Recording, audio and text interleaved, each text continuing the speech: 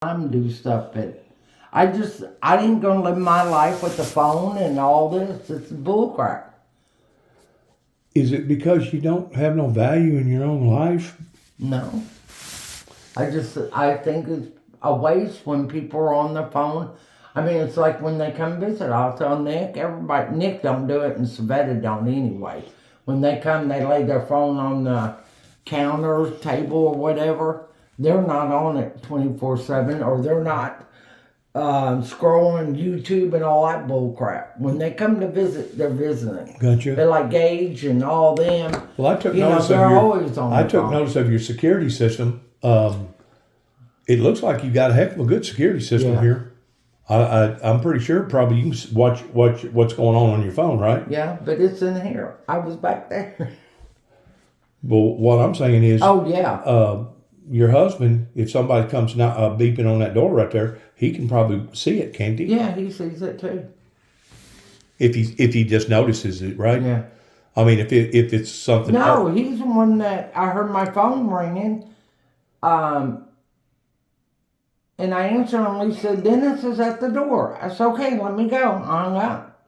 Oh, really? He's the one that got your attention. It wasn't for Malie calling me. I would have known you were out there. I know my doors are locked and nobody can get in because the alarms will go off, all that. Well, how come you didn't hear the doorbell? Because I was running bath water in there and everything. Had the water on.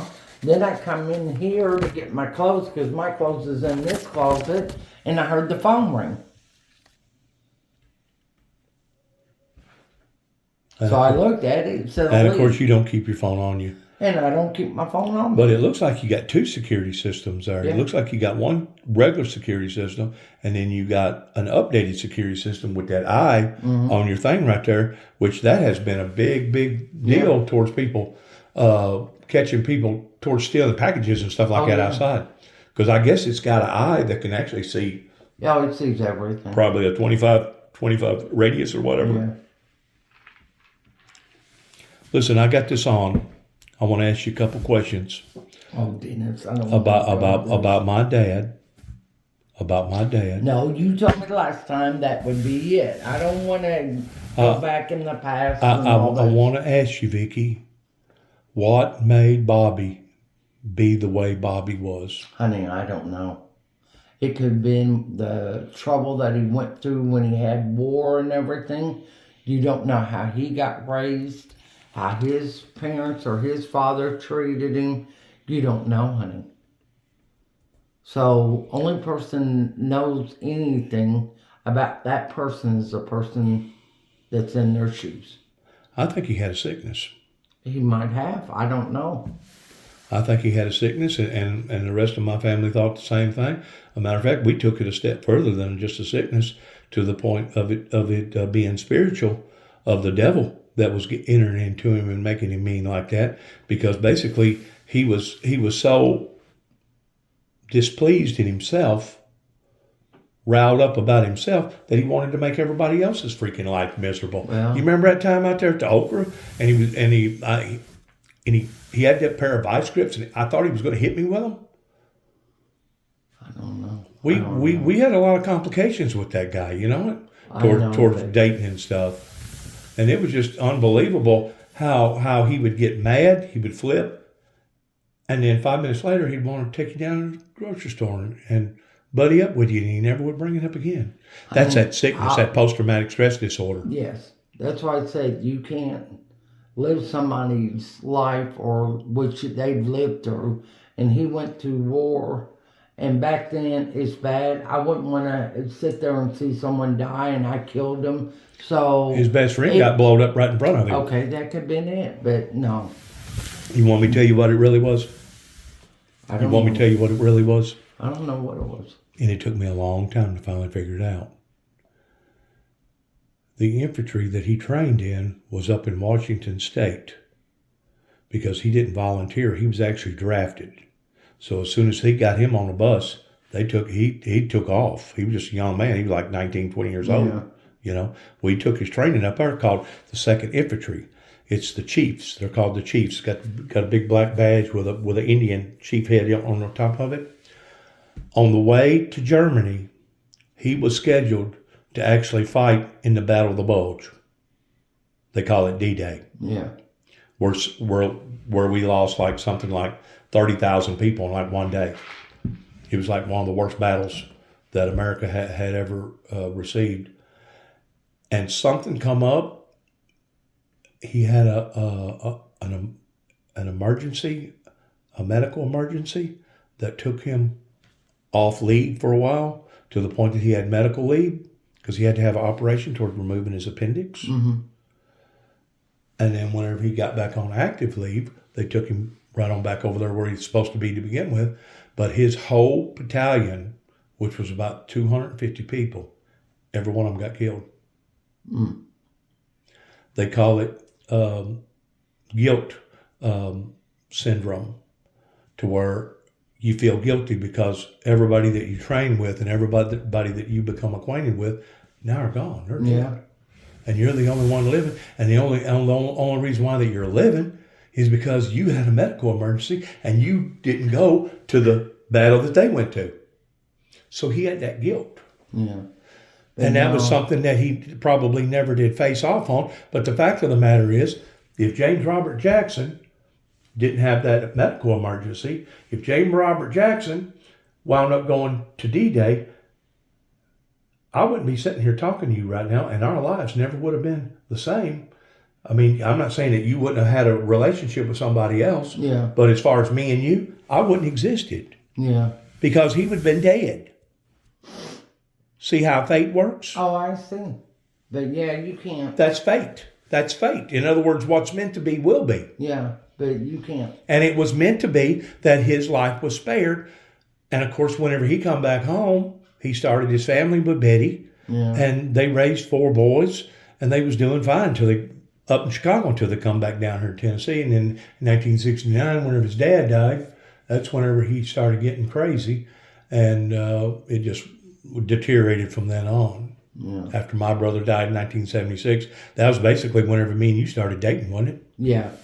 Somewhere after that, yeah. After 1976, after Douglas died. He hadn't been dead long whenever me and you hooked up, had he? I don't know. Maybe 6 months or a year at the very, very most.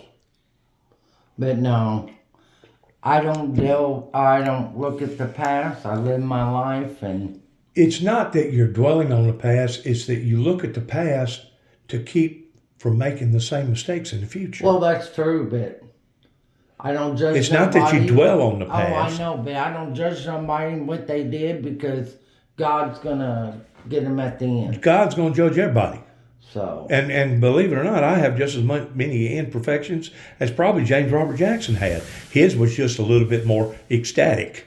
You know what I'm saying? Because more we all, noticeable. more noticeable, because all of us have bad qualities and good qualities. And the best that any of us can hope for is that our good qualities eventually will outweigh our bad. Yeah. You see what I'm saying? Oh yeah. And he was a believer in the Lord. And he did play the guitar, and he didn't mind singing about Jesus and all that other stuff. Did Nicholas ever tell you his testimony there towards the last, whenever he actually died? Yeah. Whenever, we went up bro- there. He died after we left to see him and everything. He did. Mm-hmm. He was at Jackson's hospital. Yep. Had the priest already come in, or was the priest coming in at that time? No, I think they already did it. He already talked to him. The priest? Because supposedly the priest was there whenever Dad died. Well, then no, it happened after we left. Then 'cause Okay. we stayed there for a long time, and then we left. Shirley was there.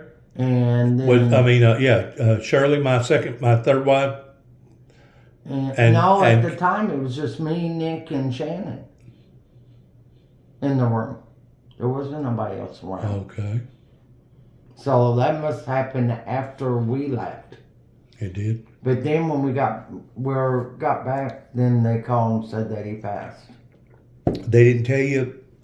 David was in there. David was there on his bedside whenever he died. I didn't see David. Okay. So you'd already come We already came and gone there. and gone. Yeah. Okay. Whenever David got there, because David was the one that called up Shirley, and she come with Amanda, and at the time I was almost up in Palica, Kansas, pretty close to Liberty, Missouri over there, where my cousins are from. Jesse James, the Jesse James gang. Yeah. I was all the way up there, and there wasn't no way that I could have got back that much or that quick.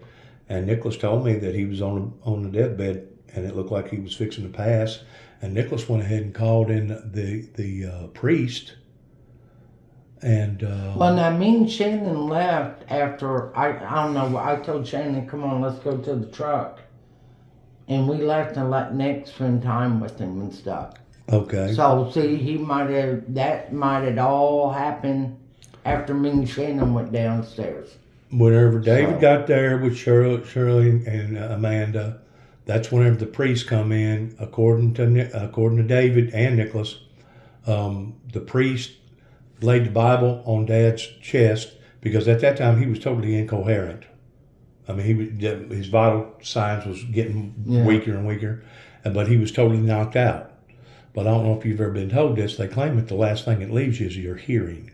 Yeah. Have you ever heard that? Yeah. They claim that even though you're laying there and you look incapacitated, which basically you are, you can still hear what's going on in the room. Yeah. The priest took his body and laid completely over Dad's body, which Nicholas and David said was very uncommon. You don't see that of a priest laying his Bible down and then taking his body and laying completely over Bob's body. He stood up, picked the Bible up off of his chest, and according to David, he turned his head. And David thought that he was fixing to open up his eyes like he was well, like he was fixing to get up and walk around. Yeah, get up and start walking around again. David said he never had another face expression. His eyes never opened, but he picked his hand up, and his hand come up towards the priest where the Bible was. And as soon as his hand hit the bed, whenever it fell, that's whenever his vital signs started going crazy. And within just a matter of a few minutes, he was dead. Life left him. That was his testimony. Yeah. That was that man's testimony. And I told Nicholas, I said, Nicholas, if you didn't go in there and bring that priest in there and be praying an intercession prayer for your grandpa, I go, it's a possibility that your grandpa wouldn't have made it to heaven. I don't. But that was James Robert Jackson's testimony towards him lifting up his hand towards that Bible, and as soon as it fell, his vital signs started dropping, and within a matter of minutes, he was dead. Yeah. I don't know. Once more, the last thing that they claim that leaves you is your hearing. He was probably hearing everything and everybody in that room, but he couldn't do nothing. He was just laying there. Yeah. But he was still hearing everything. And I've heard lots of testimonies like that of people that was like in a coma that could hear everything going on, but they couldn't open up their eyes, they couldn't move, the rest of their brain wasn't working. Yeah. I don't know. The brain's a funny thing pertaining to the body. And of course, that's one of the two most vital areas is your brain and your heart. Either one of those you lose, you're dead. But no, whenever I first come back to Tennessee in 2014, I wasn't expecting no red carpet welcoming. I wasn't expecting for them to put little pedals out like I was some sort of messiah or some sort of rich guy or something like that, like Donald Trump or something like that, coming down the excavator in all the apparel. As a matter of fact, I kind of felt like that I was probably going to get rejected the same whenever I come back in 2014. I had no idea that all hell was fixing to bust loose in my life and in David's life. And basically, either David or myself was constantly contacting the sheriff's department or hiring attorneys and going in front of the judge over there in Weakley County for a consistency of 3 years. 3 years. Sometimes we would have as many as 5 or 6 deputy cars out around in front of Miss Aldell's house or down there at David's place. And every time they'd come, they'd write an incident report and it'd basically get dropped or they couldn't handle it right. You know what I'm saying? But we was contacting the sheriff's department, Vicki, I promise you, on average of twice a month for a consecutive 3 years. Because have you ever heard them say anything when you were playing football? You're a football fanatic anyway? No. Do you know what a pile-on is? Have you When ever they heard all pile up on each other? And where they all pile up on one person? Yeah. Okay, that's what happened whenever I come back to Northwest Tennessee. They decided to do a pile-on. You know why? Because of all that material that I'd put out in the 90s and even through the 2000s, they took and they listened to that and they itemized that and they deciphered that, and they had basically already made up their minds towards what they was going to do to Juby if Juby ever come back. Yeah, I don't know. Yeah. In other words, they didn't want Juby to come back. A matter of fact, if David would have been honest with me and told me just right up the road on the other side of Calvin Hall's place where Mr. Bill Dawson used to live, raised up his family, if David would have told me that they had converted that building over to a occultist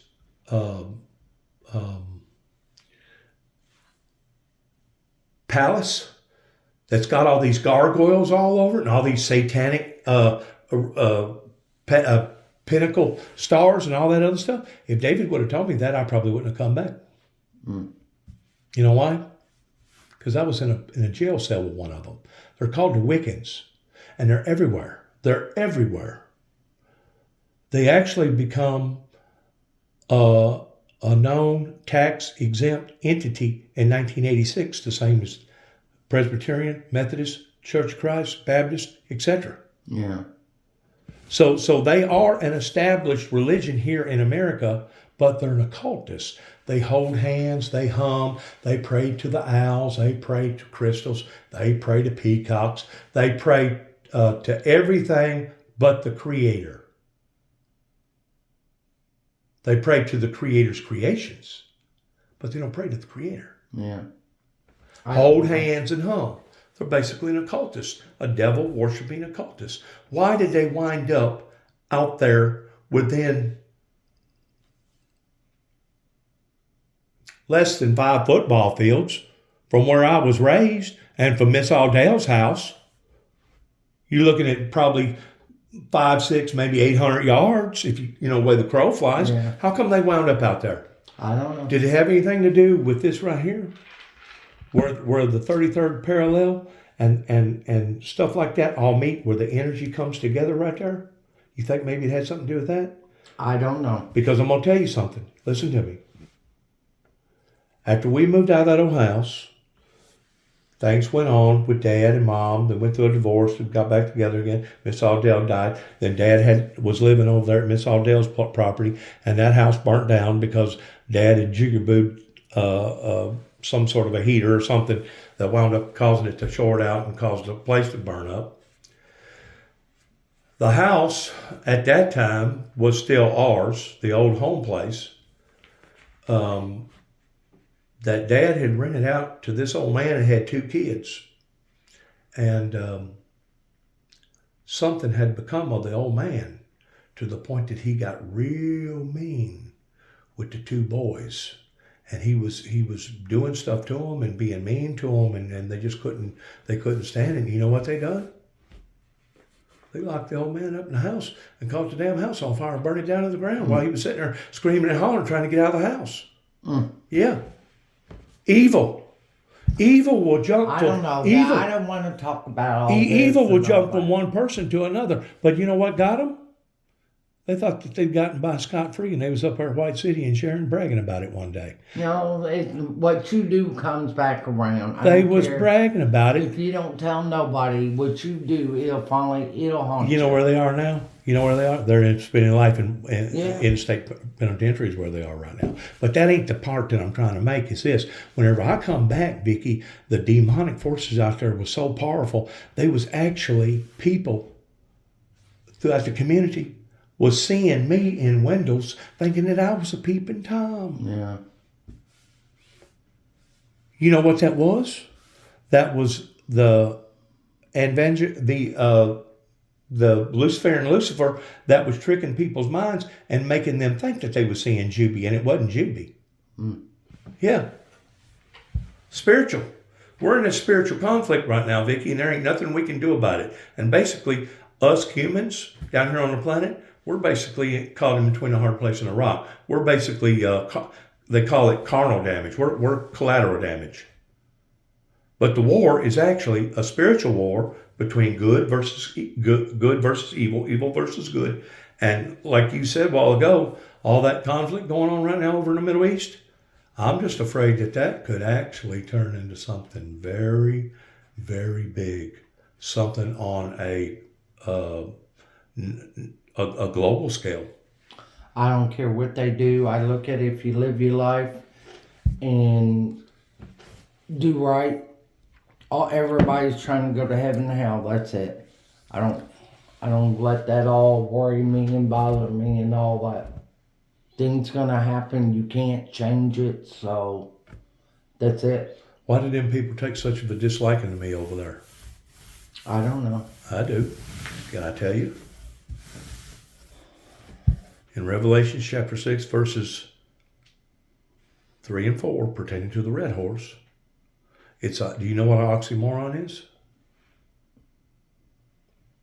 I've heard of it. Bittersweet.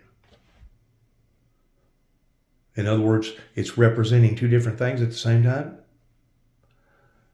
The second horseman, if you'll read, it says, for power was given to him, not her, to take peace from the earth, and that thou shalt kill one another, pertaining to there being a purging hereupon to the planet. And this will be the hour of temptation that shall fall upon all the world to try them that dwell there upon the earth. They was looking more so at the latter part of the verse than they was the first part of the verse, because you can't take peace from something if there's not peace to take. Yeah. Do you think that there's ever going to be peace in the Middle East, Vicky? Eventually it will. We might not see it, but down the line it will happen. Because the Bible says that it happened. Yes.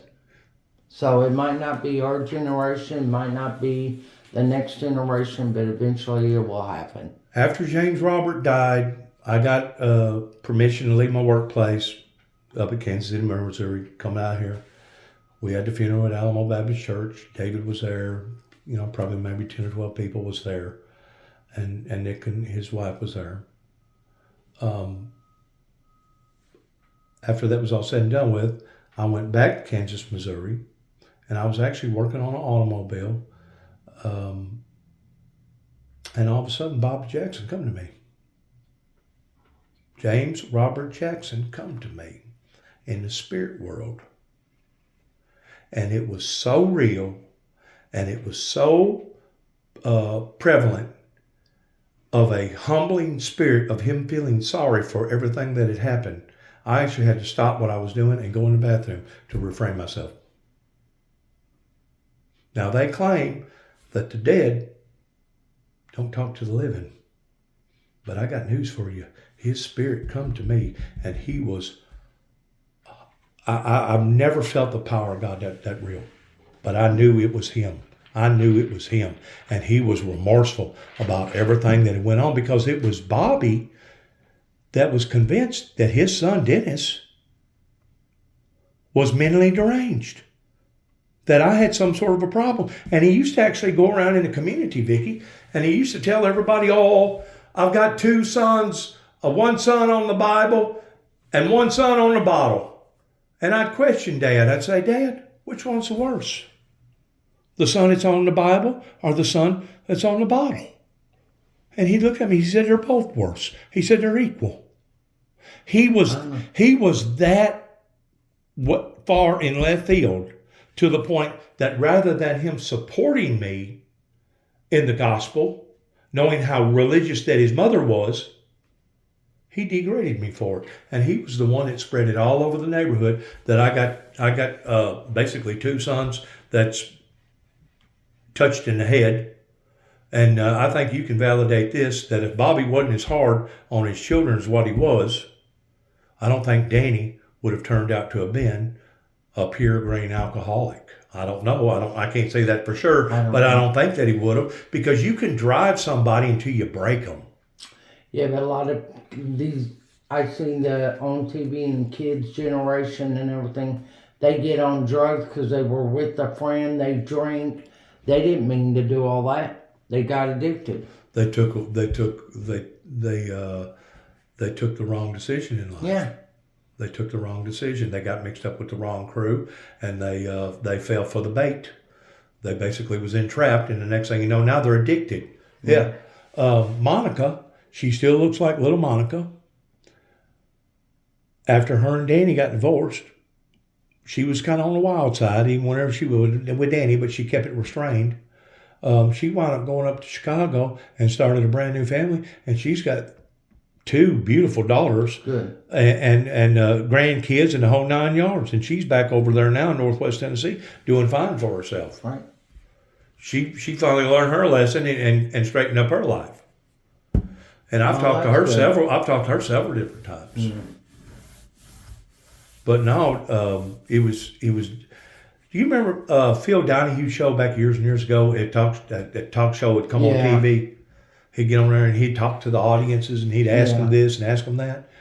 It was Phil Donahue in 1983 that had recently had a doctor on his program and it was a psychiatric doctor that was talking about lithium at that time, and it was a new drug that they was promoting in the psychiatric world, and Dad caught on to that. And he must have thought that he was a doctor, that he could basically heal me.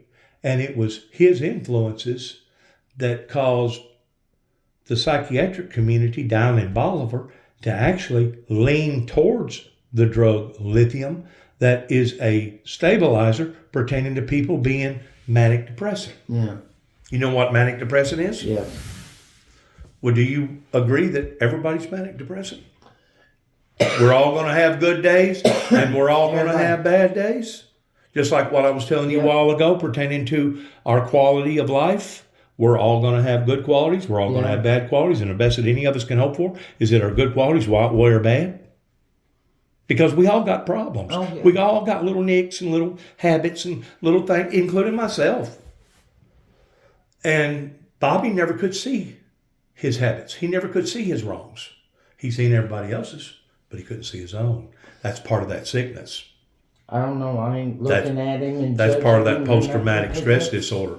I truly believe that he made it into heaven, but I truly believe that it was only because of our son that called upon that priest, and that priest was praying an intercession prayer for that man that day, and that's the only reason why. Could have, you never know. Because he was at that divide, he was at that crossroad point right there where he was going to make a decision of either accepting or rejecting. And he accepted. But Vicki, if people would have supported the Windmill Ministries missions that I felt like that God had called me into, towards basically being not just a founder of, but basically helping to orchestrate. And the message coming from me, that come from God, towards me just basically being the messenger, has always been a message of love, grace, forgiveness, mercy, and peace. Since 1988, whenever those 9 tapes wound up going to the White House, whenever y'all was, where was y'all? Down by Mount Moriah somewhere. Remember that, whenever Nicholas was going to school? Yeah. And I brought those 9 tapes and I told you to put them up. And I told Nicholas, whatever he does, do not get a hold of those tapes and listen to none of them. That rascal listened to all of them. Well, I don't know. Ever since then, since 1988, Ronald Reagan's administration, we have seen not just this country, but we have seen this planet go backwards in the opposite direction towards peace and utopia. Vicki, they didn't have flight marshals whenever we was growing up. We didn't have to worry about somebody coming into a damn school and killing everybody in there just for the shits and giggles of it. We didn't have to worry about people going into churches and doing all these things, or kicking out a window up in Las Vegas and spraying the freaking crowd of about 1,000 and killing about 60 or 70 of them. We didn't have to worry about that stuff. The world has become evil. Very, very evil. So what's going on? I don't know. Yeah, you do. It's a rebellion. It's a rebellion, and those people down there in Northwest Tennessee that I worked about probably 15 different counties, all of West Tennessee, including parts of Kentucky, parts of Virginia, up towards New York and Washington, D.C. My message got out, but it wasn't coming through the front door. I was having to bring it through the back door. Yeah, people was listening to my message. They didn't like my message, but they wasn't supporting me. Do you think, Vicki, that things would have turned out differently if by chance, hypothetically speaking, let's say that Dennis drawed a crowd, got a congregation, got a Joel Osteen congregation to where they could actually support the things that I was teaching and preaching as far as the interpretations out of the Bible? Do you really think we'd be seeing all this bloodshed, all the crime, all the fentanyl, all the overdoses, all the gun killings, $33 trillion in debt, and all the other problems? Happen. It's not just... Not like this. Not like this. Not like this. It ain't never been like this. We have never been in this kind of a debt ever since World War II. I know, but Dennis, I don't want to talk about this anymore. Is it bothering you? I just don't like messing with hearing stuff like this, and I got my beliefs, you got your beliefs, and I don't I don't delve in the past. Well, you believe in the Lord Jesus Christ, right? Yes, I do. Okay. Me and you got the same belief then. Yeah, but I just don't want to hear stories and all that. We had the same belief. I believe in God, yes. I believe in God, and I believe that God had a son in the name of Jesus, and I believe he died for our sins and rose on the third day. And that's it. I don't believe in having to go to a third person. I don't believe in doing the 3 Hail Marys. I don't believe that you have to go to a priest for the priest to forgive you of your sins. And I don't believe that it's right to put on a suicide vest thinking that if you pull the detonator cord and you kill 2 or 3 other people, that you're going to go to heaven and live with Allah and have 99 virgins and drink all the wine you're going to drink. I don't believe in none of that crap neither, Vicki. What I'm getting at, the resistance movement started in Northwest Tennessee in Weakley County and Obion County. Oh, I don't know. That's where the seed was planted. You got to go back to the core of origin, all the way back to 1983, whenever Bobby attacked me and I had 64 staples up and down my belly that was keeping both sides of my skin together. And I walked to Kenton, Tennessee and requested help. And the type of help that I got that day was, Dennis, we think something's wrong with you because you're talking about end time events. You're talking about the Antichrist, the mark of the beast. You're talking about the one world government. You're talking about the opening of the seals. You're talking about the 2 witnesses. And because of it, we're declaring you crazy, and we're going to send you to Bolivar, while they patted Bobby Jackson on the back and said, what a good job you done. You almost killed him.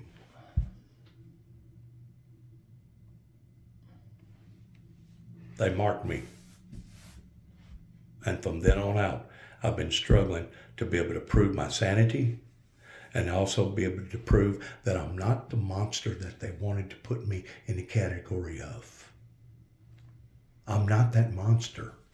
But they've done the same thing to Jesus, because they rejected his message and said, Jesus looked at him as they was beating him and said, what good work does thou persecute me for? And one of the Roman soldiers looked at him and said, we persecute you not for any good work. We persecute you because we don't believe you, because you're claiming to be something that we know that you're not, and you're blaspheming because we know that you're not the Son of God. Well, you know who was blaspheming that day?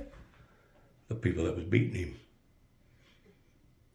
The Romans, the Jews. And to this day, that whole country over, Vicki, has been turned upside down. And I'm just afraid we ain't seen nothing yet. We ain't seen nothing yet. They claim that Iran has already attacked our military forces about 50 different times with different tribal groups all throughout that region. Yeah, and they're going to keep on till they wind up going to kill somebody. And whenever they do, they've already crippled up a lot of our equipment, and they've already injured our people. But as soon as they kill somebody, guess what? It's liable to be on like Donkey Kong. Because our military ain't going to stand back and just allow for some idiot just to sit there and blow us up. Do you agree that Jerusalem's got a right to defend themselves? Everybody does in a certain way. Absolutely. Christian or non-Christian, Jew or non-Jew. If they come after your family, you got a right. So. That's right. God didn't intend for nobody just to be somebody's whipping post or their floor mat.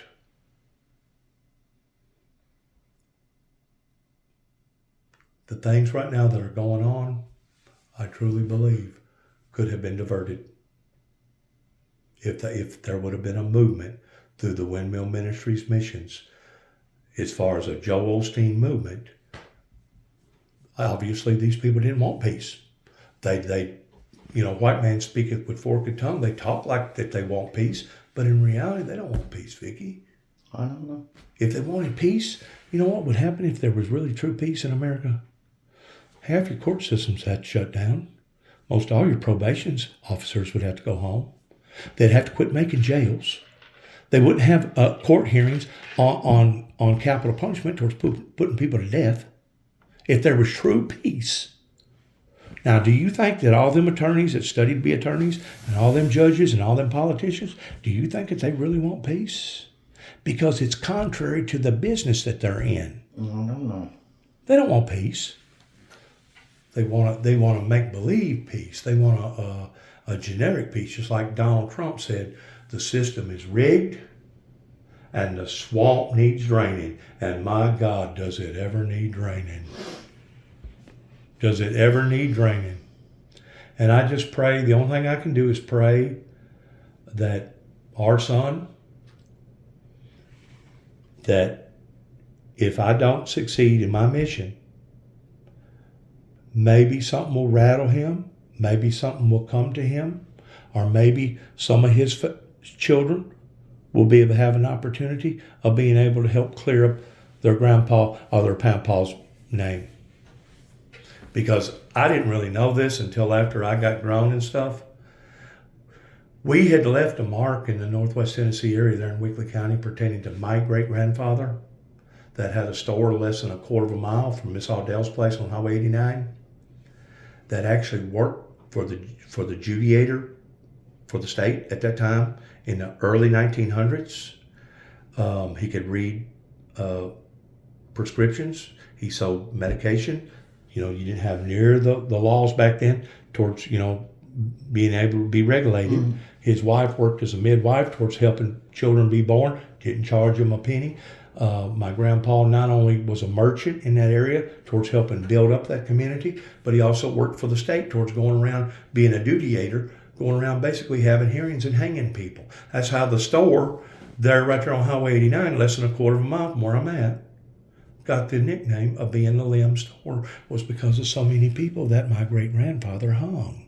Do you believe in generational curses? No. Okay, I do. And I think the things that my great-grandfather done was coming back to haunt me, and they was haunting me through my dad. That would have been his grandfather. And I'll never forget it. As long as I live, in 1969, I was approximately 8 years old. Whenever my grandfather died, Kelmer Jackson, that was married to Miss Aldell, Vera Aldell Jackson. That Alamo Baptist Church was so full, you couldn't put another person in it. Matter of fact, there was people standing outside during the message. Whole parking lot was full of cars. And I thought to myself as I'm looking at this, wow, what did Grandpa do that was so significant to the point that all them old timers back years ago was coming and respecting him the way that they was? It wasn't that they was respecting him. They was respecting his father for what his father stood for. A matter of fact, I've never since then been to a white funeral that I seen people passing out and screaming and hollering, the Holy Ghost moving, and people being baptized in the Holy Spirit. I've never seen a funeral like that ever in my life pertaining to white people. Now you go to a black person's church, oh yeah, you'll see all kinds of stuff like that from the black people. You'll see them jumping up and down. Matter of fact, some of them get drunk. Some of them have big parties. They have big wakes. They keep the body out sometimes for a week or longer. That's pretty common with them, but not a white person. But then again, whenever Bobby died, My dad, he had less than 20 people there at his funeral. What happened? Older generation might already been dead, and Bobby didn't leave the right kind of seeds. I don't know. You see, I'm judging nobody. Bobby had an opportunity along about 1970, 71, way before I ever met you, probably about 5 years before I ever met you, there in Alamo Baptist Church. And I forgot now what preacher it was, but he got up. He was going to go to the pew. I don't know if he was just going to pray. I don't know if he's going to make a confession. I don't know. But according to the witnesses, he got about halfway down and he stopped. And he turned around and he walked back to his seat. I think right then is whenever he made a decision, because he didn't want to be vulnerable, thinking that if he'd become a godly man that was probably calling upon to him, that he was going to be used and abused by the people. And he turned his back on God. And the Bible says that if you ever turn your back on God, that the last part of that person will be worse than the first, because it leaves room in that person's heart for 7 more demons. Vicki, me and you've had many discussions about spirituality stuff whenever we was dating and whenever we was married. And of course, whenever I had my accident and we was living out there at Rolling Acres, you was targeted.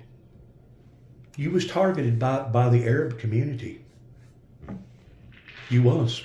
And you didn't know it, and I didn't either until I put all the dots together. I don't want to. I had to put all the dots together, Vicki. Because I got to get ready. Well, it's 10 minutes to 3. Yeah, because I got to take a shower and all that.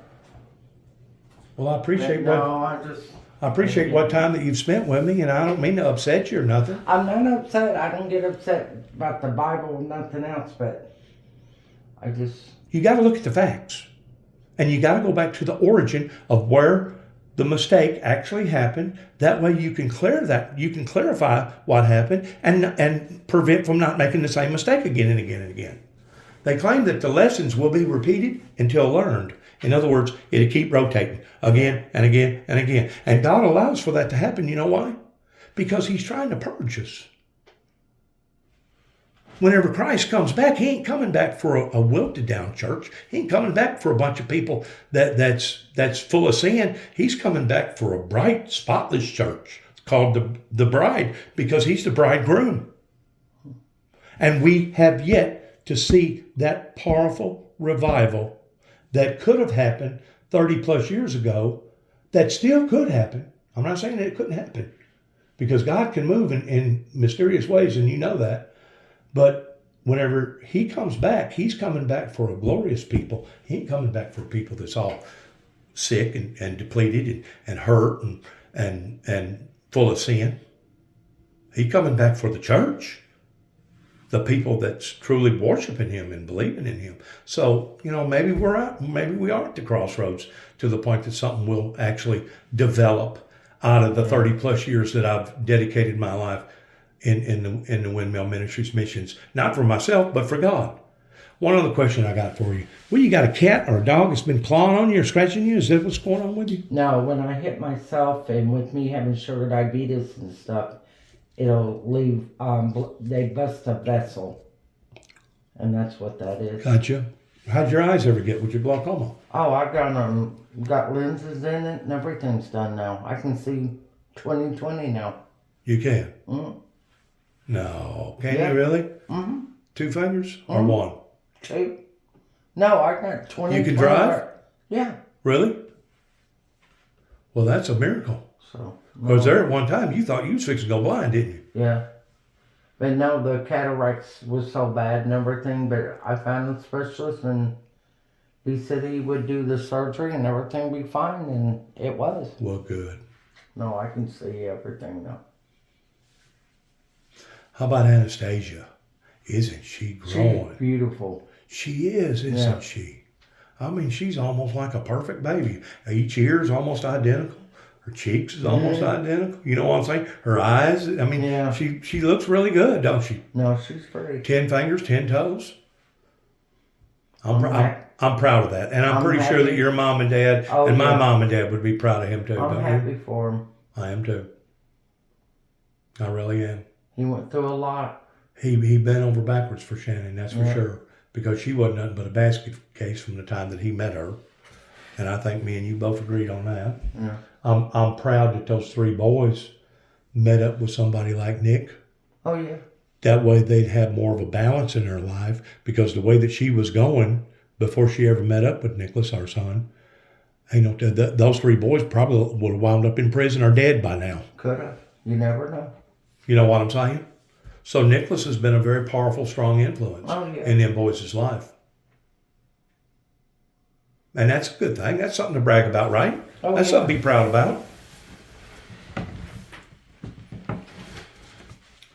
Well, I'm going to get on. Thanks for talking to me. You're welcome.